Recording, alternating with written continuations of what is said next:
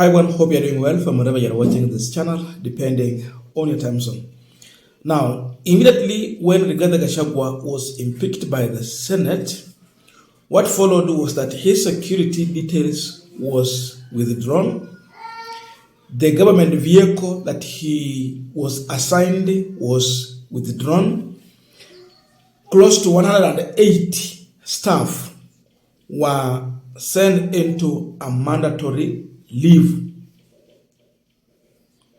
So to that extent, Rigathi Gachagwa was left with no any staff to help him.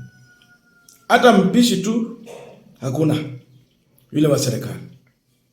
Security details withdrawn. And at that time, he was at Karen Hospital, where everything was recalled. His residence huko nyumbani imetolewa. Karen residence imetolewa.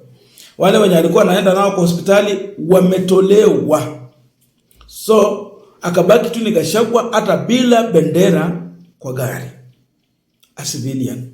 You know, that is what might happen if the impeachment of Gachagwa is going to be approved by the courts. Wakikubaliana na kwamba senata walimpeach kwa njia ambayo inafaa, that is all that Gachagwa is going to lose simply because he has been impeached. He will never even get any package. No single security will be assigned to him by the government. But if he had resigned or retired, then Gachagwa will be assigned security kiasi pale, and again he will have his package and some stuff, then some vehicle. So all was taken away from him. But we know this case is being battled in the court. As we're speaking today, Gachagwa is still the deputy president. That's the reality. Why? He has a court order. So he's working with a court order in the pocket for now. Kithure Kindiki is not our deputy president as we're speaking, though he remained to be a deputy president elect by the parliament, but has not sworn in to take over the office. Gachagwa bado yeye alikula kiapo hako pale, na court order inasema bado hajatolewa, kuna kesi lazima iamuliwe.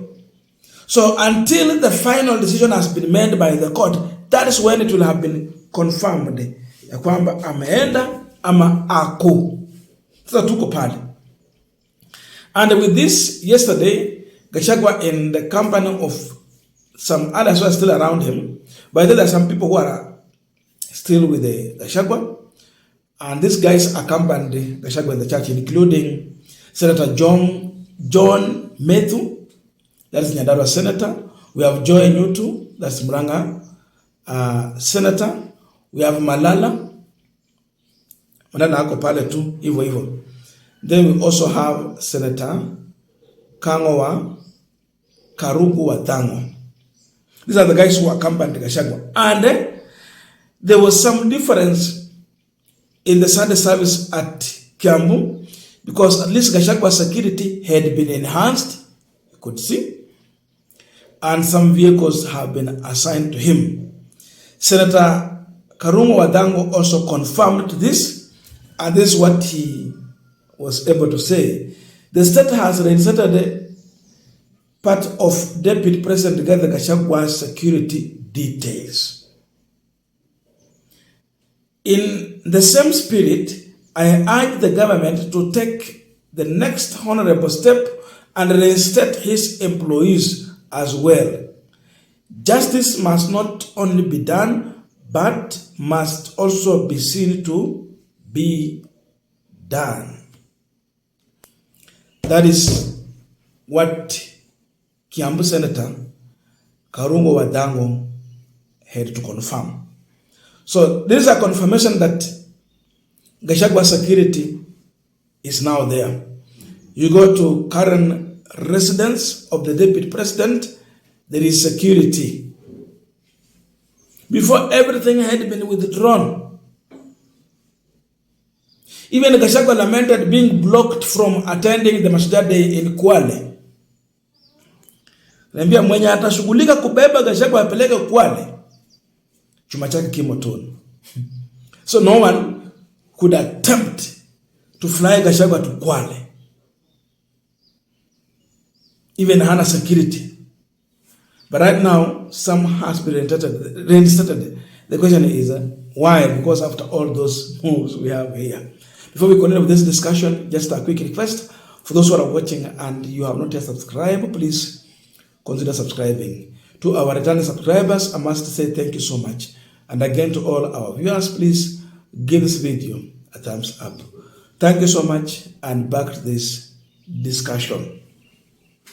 Now, Ruto has been forced to respect court order, and by doing so, that is what has informed the reinstating of Gachagwa's security. These people were in a hurry. They wanted to use a shortcut, such that after impeachment, the other thing was vote for Kithure Kindiki, and in a blink of an eye, Kithure Kindiki is taking an oath of office. Then remember, even they went to an extent of preparing the swearing in of Kithure Kindiki at Uhuru Gardens. Moses Kuria was there. I shared that video here. So they were very, quick to make a decision and to give us another deputy by force, by fire, by every means. But the courts are here. They have to check into this matter. They will have the final say. So in the middle of all this, Ruto was left with no any other option but to reinstate Gachagwa security. There's no any other person who can withdraw Gachagwa's security and recall the vehicles and stuff without the knowledge of the president. So the man behind this is no one else but Gachagwa's boss.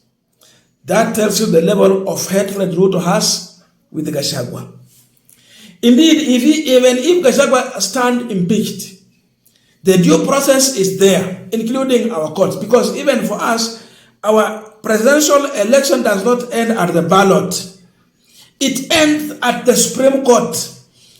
And we have been given 14 days after the election, and when the case has been filed, to wait until the matter has been heard and a final verdict has been delivered.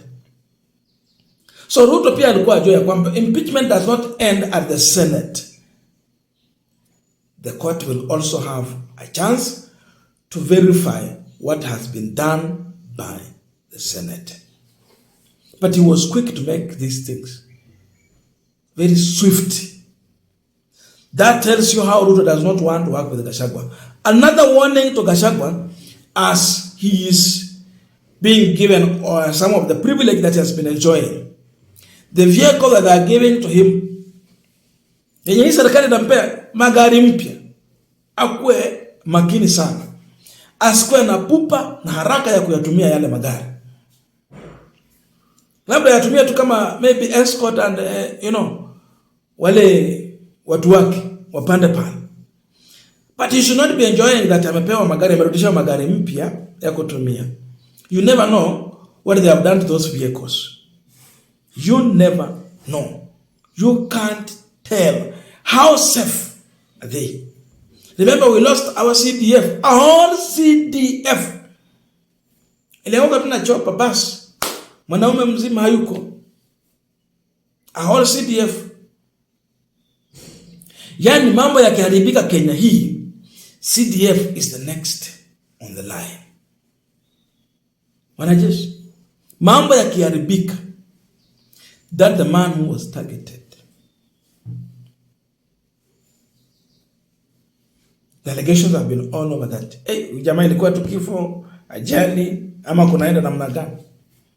If that was able to happen, Gachagwa should not celebrate using this vehicle. He must question everything. Let him use his own private vehicle. Asikimbilie haya. Hata wale security nasema ya kwamba they have reinstated as part of his security. As of now, Gachagwa has no choice kusema nataka fulani, sitaki fulani. Nataka wanampea tu ni hawa tunakupea. You should also be careful. These guys are just intelligence in these properties to come and collect critical information for use by the allies who do not want Gachagwa anywhere. So let him not celebrate anything. Let him not feel free that now he has security yenye amepewa na serikali.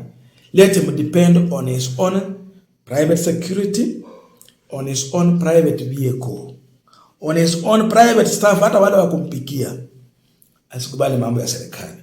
Sababu mahali penye tumefika, we can clearly see the war between Gachagwa and the state. So when you are in a middle of war like this one, how can you trust anything that your opponent is offering to you? Hakuna kitu ya kuamini hapo. I don't know your views, but let us put in the comment section to continue with this discussion. Thank you so much and see you in our next video.